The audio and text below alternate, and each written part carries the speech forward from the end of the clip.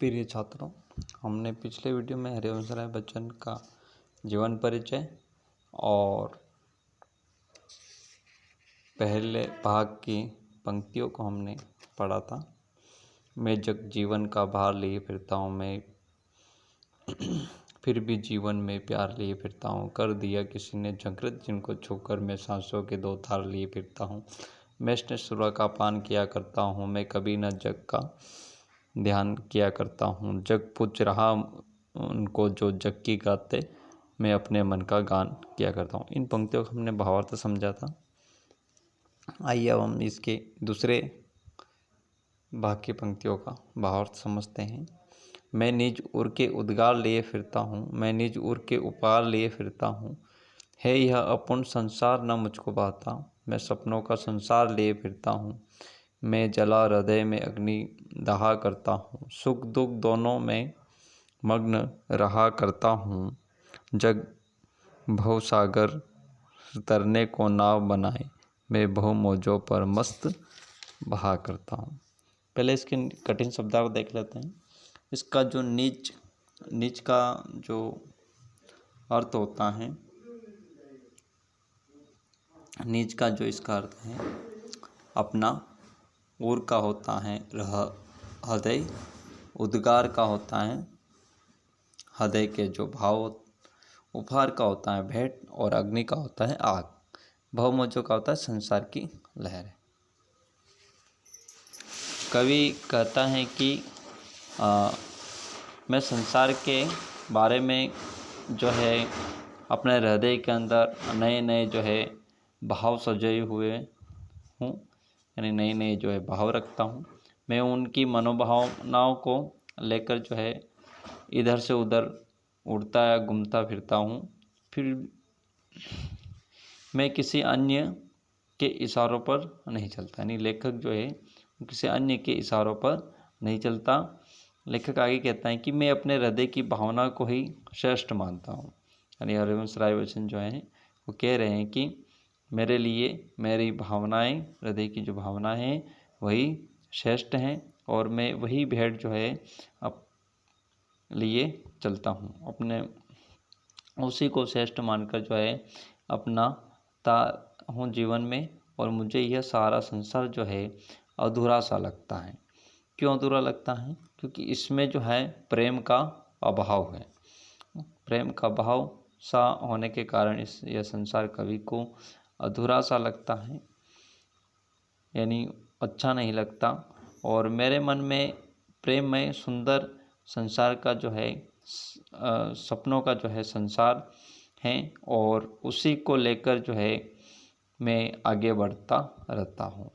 अर्थात कवि कहना चाहता है कि जो भावनाओं के अनुसार प्रेममयी संसार है उसकी एक अलग ही दुनिया है और वह उसी को लेकर चलता है। कवि कहता है कि मेरे हृदय में प्रेम की अग्नि जल रही है और मैं उसी की आंच में जो है अपने आप को तपा करता हूँ। कवि कहता है कि मैं प्रेम दीवानगी में मस्त होकर जीवन में सुख दुख दोनों स्थिति में, चाहे वो सुख हो या दुख हो, दोनों ही स्थिति में अब मग्न रहता हूँ। यह संसार जो है कठिनाइयों ने विपदाओं का सागर है, मैं इसे प्रेम रूपी जो है नाव से पार करना चाहता हूँ। क्योंकि लोग जो हैं इसको पार करने के लिए विभिन्न प्रकार के तरीके अपनाते हैं, है ना। कोई किसी का सहारा लेता है, कोई नाव का सहारा। तो इस प्रकार से लेखक यहाँ बहुत सागर की लहरों पर प्रेम की उमंग और मस्ती के साथ बहता रहता है। इस तरह मैं प्रसन्नतापूर्वक जीवन नाव के संसार सागर के किनारे लग जाऊँ, यानी अपना जो जीवन है वो प्रसन्नतापूर्वक जो है जीवन रूपी नाव के सहारे जो है वो भव रूपी संसार से पार हो जाएगा। यानी कवि जो है अपने आप को एक तरफ नितांत और एकाकी मानता है और उसके हृदय में जो है उसका हृदय जो है प्रेम से भरपूर भरा हुआ है। कवि के हृदय में प्रेम को किसी अन्य को देना, जो कवि के हृदय में जो प्रेम है वो लोगों में बांटना चाहता है। अब वो लोगों के लिए प्रेम रूपी जो है भेंट भाव उसके अंदर जो है भावनाएं जो हैं, उद्गार का मतलब होता है भावना, तो उसके हृदय में संसार के लिए वो अलग अलग प्रकार की भावनाएं हैं। इस संसार में मानव का जो प्रेम भाव है वो सबसे अधिक महत्वपूर्ण है, मूल्यवान है। परंतु कभी ऐसा प्रेमी पात्र नहीं कवि को ऐसा प्रेमी पात्र नहीं दिखता इस संसार में कोई, जिसे वह अपना प्रेम भाव प्रदान कर सके। इसी कारण से कवि ने संसार को जो है अपूर्ण और प्रेम भाव से शून्य लगता है, यानी जो संसार है उसे अधूरा लगता है और प्रेम भाव से शून्य लगता है। कवि ने एक सपना देखा है, जिस सपने का सारा संसार असीम अनुपम आनंददायी जो है माना जाता है। उसमें प्रेम पूर्ति, कामनाओं एवं मधुर भावनाओं का प्रसार भी देखने को मिलता है। इससे कवि का आशय प्रेम भाव की परिपूर्णता को व्यक्त करता है। कवि सांसारिक जीवन में सुख दुख से परिपूर्ण है। कवि अपने आप को पीढ़ी की मधुर यादों में मस्त होकर सुख दुख को सहने की सुख दुख को झेलने में जो है अपने आप को सक्षम मानता है। यहाँ पर जो है कवि की जो अपने मतलब प्रेम भाव स्वभाव की जो है स्पष्ट व्यंजना हमें देखने को मिलती हैं इस प्रसंग के अंदर। तथा प्रियजन से बिछुड़ जाने पर जो जीवन में जो दुख होता है वो भी उसको महसूस करता है लेखक। लेकिन साथ ही साथ जीवन को उसकी मधुर यादों में जो है मस्त बनाए रखने का एक संकल्प जो है लेखक यहाँ पर व्यक्त करता है। इसमें व्यक्तिवादी भाव भी हमें देखने को मिलते हैं। इस कविता का एक शिल्प सौंदर्य भी हमें देखने को मिलता है, जिसमें और हमें कई जगह जो है अनुप्रास अलंकार, रूपक अलंकार और विरोधाभास अलंकार का प्रयोग भी जो है कवि ने इस प्रसंग में किया है। इसमें विलभ, विप्रलभ, संघर्ष देखने को मिलता है।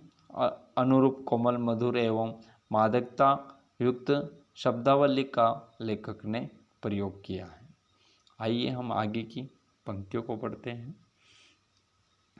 मैं यौवन का उद्गार लिए फिरता हूँ, उन्मादों में अवसाद लिए फिरता हूँ, जो मुझको बाहर हंसा रुलाती भीतर, मैं हाय किसी की याद लिए फिरता हूँ। कर यत्न मिटे सब सत्य किसी ने जाना, नादान वही हाय जहाँ पर दाना। फिर मुड़ न क्या जग को इस पर भी सीखे, मैं सीख रहा हूँ सीखा ज्ञान बुलाना। देखिए पहले इनके कठिन शब्दार्थ को हम देख लेते हैं। उन्माद का है पागलपन, प्रेम की अत्यधिक, यानी जिसको हम सनक भी कह सकते हैं। अवसाद का होता है दुख से उत्पन्न या उदास। यत्न का है कोशिश करना। नादान का होता है नासमझ, भोलापन। मूढ़ का होता है मूर्ख। आइए अब हम इसके भावार्थ को समझते हैं। मैं यौवन का उन्माद लिए फिरता हूँ, उन्मादों में अवसाद लिए फिरता हूँ ना, जो मुझको बाहर हंसा रुलाती भीतर, मैं हाय किसी की याद लिए फिरता हूँ। यानी कवि कहना चाहता है, हरिवंश राय बच्चन अपने संबंध में कहते हैं कि मैं अपने आप में एक मतलब जोश भरा जो जीवन है, यानी जवानी की जो मस्ती है, उस मस्ती में हमेशा रहते हैं।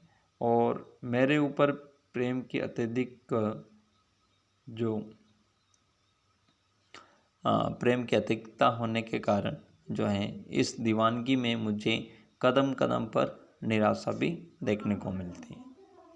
अर्थात दुख विषाद है की भावना विद्यमान होने के कारण इसमें मेरी मन स्थिति बाहर से तो हंसती हुई दिखाई देती है, अर्थात अंदर से मैं क्या हूँ, प्रसन्नचित्त नहीं हूँ। यानी बाहर से वो हंसता हुआ दिखाई देता है लोगों के सामने, और अंदर से वो प्रसन्न नहीं है, परंतु अंदर ही अंदर उसको किसी की याद जो है रुलाती रहती है ना। बाहर तो वो मतलब सभी को ऐसा लगता है कि वो प्रसन्न है, लेकिन अंदर ही अंदर वो रोया करता।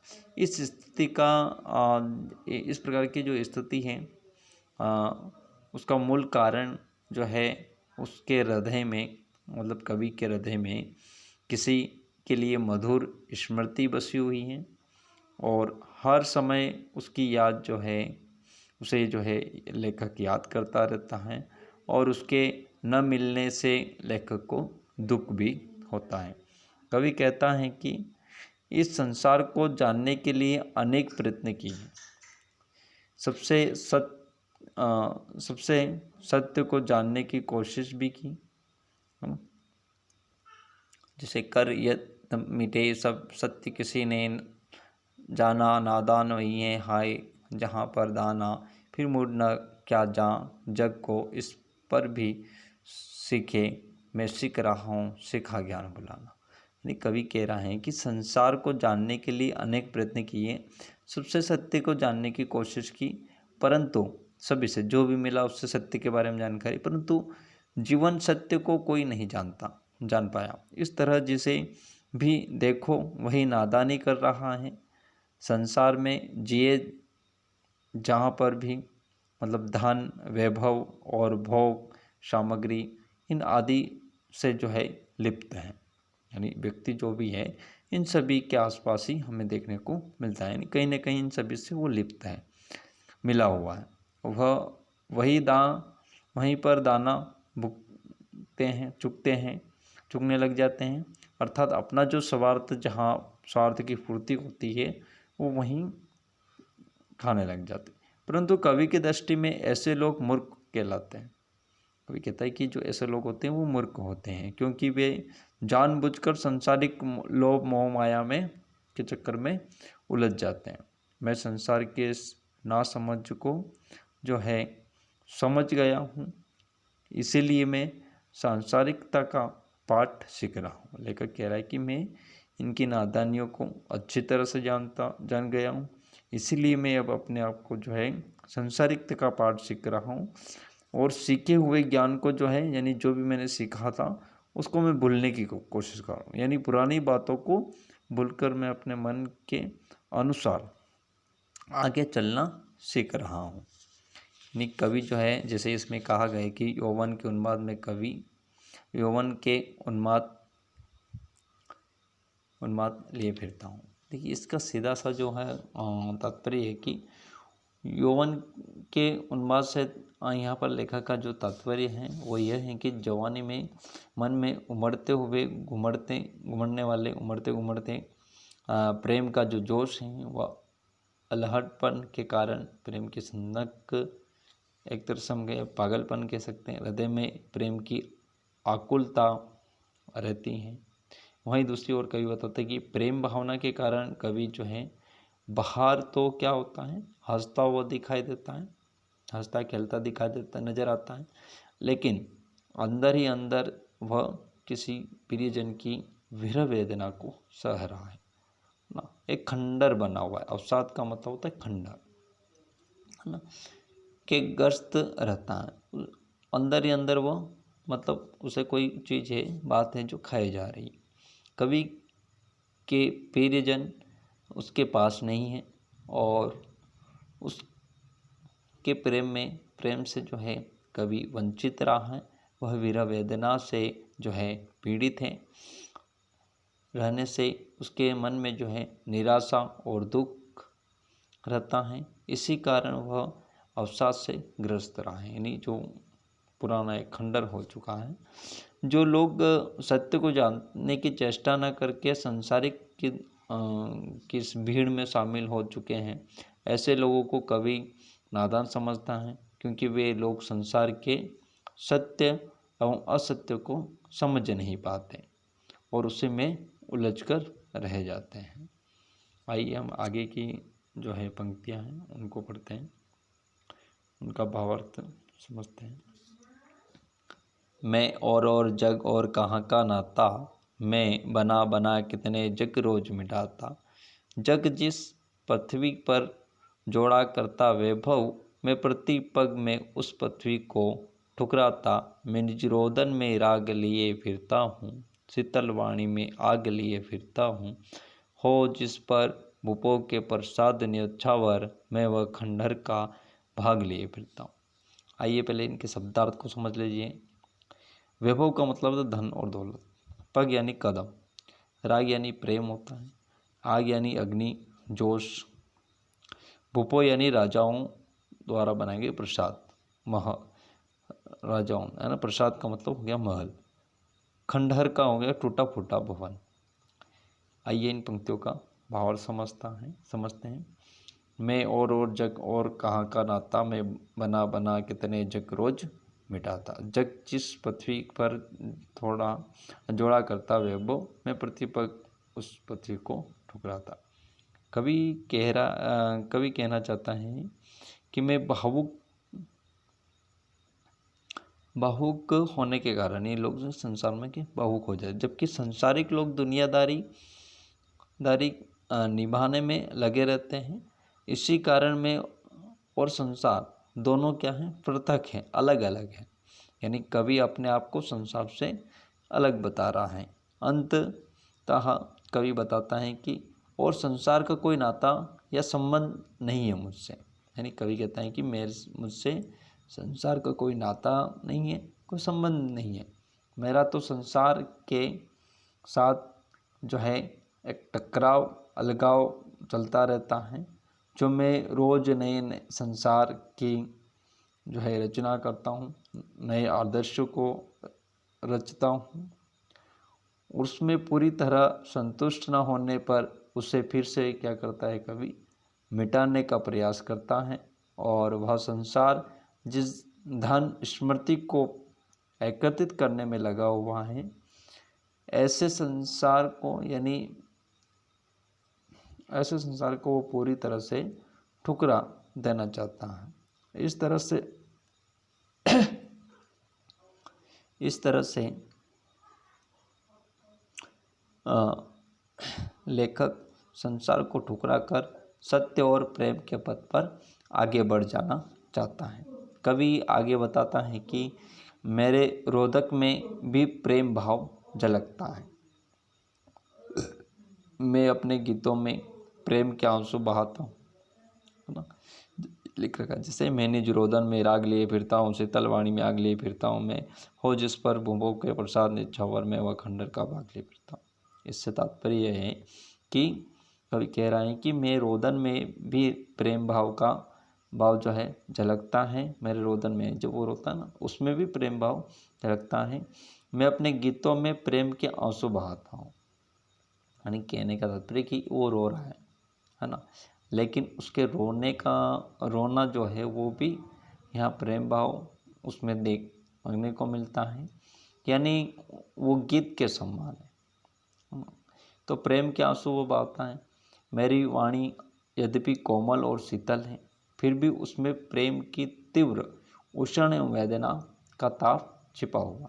इस धरती पर राजाओं के जो हैं विशाल महल विद्यमान है, परंतु प्रेम की निराशा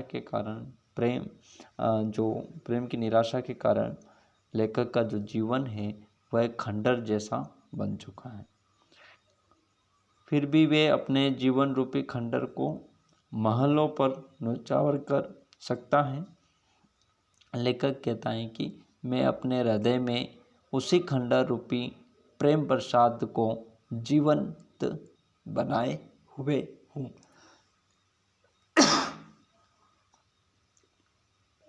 देखिए अब इस प्रसंग के अंदर हमें क्या देखने को मिला। हमें देखने को मिला कि कवि संसार से कोई नाता नहीं रखना चाहता, यानी उसका कोई नाता बन नहीं पाया, कोई रिश्ता बन नहीं पाया। इसका कारण ये है कि कवि भावुक एवं कोमल स्वभाव का है, जबकि संसार के लोग क्या हैं, भावुक कम और स्वार्थी ज़्यादा। इस तरह से दोनों में भिन्नता है, अलग अलग स्थिति देखने को मिलती है। इस प्रकार से संसार से कवि का कोई नाता नहीं बन पाया। एक बात और देखने को मिलती है, कवि कहता है कि रोज संसार को बनाकर क्यों मिटा देता है, कहा है ना।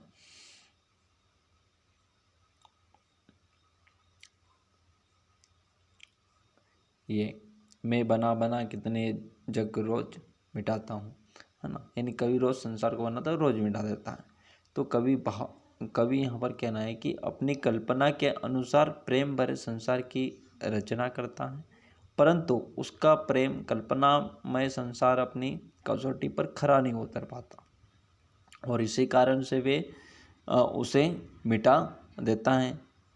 कवि निरंतर प्रेममय संसार की रचना में हमेशा लीन रहता है। एक बात और हमें यहाँ पर देखने को मिलती है कि कवि ने अपने जीवन को खंडर बताया है ना। तो कवि अपने प्रिय से बिछुड़ गया है और वह एक विरह वेदना है। वह व्यक्तित्व उसके हृदय में प्रिय की प्रेम भरी जो यादें उस व्यक्ति से जुड़ी हुई शेष रह गई हैं, और इसी कारण से वे अपने जीवन को मधुर यादों का खंडर बताता है। आगे कवि कहता है कि पग से उस पृथ्वी को ठुकराता, मतलब जिस पर विषाद भूपों के प्रसाद निछावर मैं वह खंडर का भाग ले फिरता हूँ। यानी एक तरह से वो खंडर का जो भाग है, मतलब कहने का तात्पर्य पग से वो उस पृथ्वी को ठुकराता है। जग जिस पृथ्वी पर जोड़ा करता वैभव में प्रति पग से उस पृथ्वी को ठुकराता हूँ। इसका तात्पर्य यह है कि कवि कहना चाहता है कि संसार के लोग धन वैभव के पीछे भागते रहते हैं, परंतु कवि परमोन्मादक से मस्त रहता है और उसे प्रेम भाव वाला संसार जो है चाहिए, इसीलिए वह धन वैभव के संसार को ठुकरा देता है। आइए हम कविता की आगे की पंक्तियाँ पढ़ते हैं।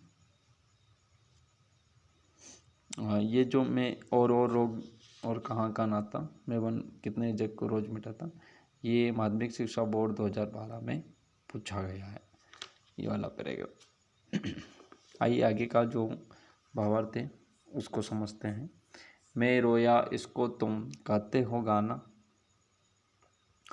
मैं फूट पड़ा तुम कहते हो छंद बनाना, क्यों कवि कहकर संसार मुझे अपनाए, मैं दुनिया का हूँ एक नया दीवाना, मैं दीवानों का वेश लिए फिरता हूँ, मैं मादकता में निषेध लिए फिरता हूँ, जिसको सुनकर जग झूम चुके लहराए, मैं मस्ती का संदेश लिए फिरता हूँ। आइए पहले इन पंक्तियों के कठिन शब्दार्थ देख लेते हैं। दीवाना का मतलब होता है पागल, मादकता का मस्ती यानी नशे में की स्थिति में, निशेष का मतलब होता है संपूर्ण जिसमें कुछ न बचा हो। अब इसका भावार्थ देखते हैं। कवि कहना चाहता है कि मेरो रोया जिस इसको तुम कहते हो गाना, मैं फूट पड़ा तुम कहते हो छंद बनाना। नहीं, कवि कहता है कि जब मैं रोया तो मेरे हृदय का जो दुख है वो करुणा शब्दों में व्यक्त हुआ है, करुण शब्दों में व्यक्त हुआ है, नहीं बाहर आया, लोगों के सामने आया। तो इससे लोगों ने गाना समझ लिया है कि मैं कोई गीत गा रहा हूँ, कोई गीत की रचना कर रहा हूँ।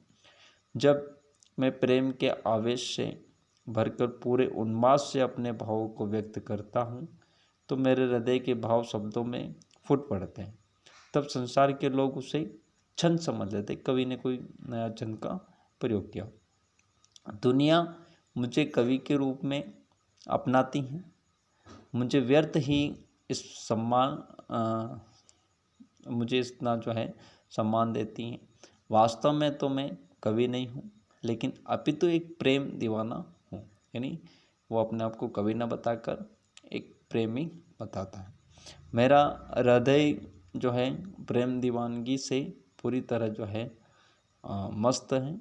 कवि कहता है कि मैं संसार में प्रेम दीवानों की तरह विचरण करता हूँ, मैं जहाँ भी जाता हूँ अपनी दीवानगी से सारे वहाँ के आसपास के वातावरण को मस्ती से भर देता हूँ। मेरे हार्दिक भावना प्रेम की जो संपूर्ण मस्ती से छाई हुई हैं।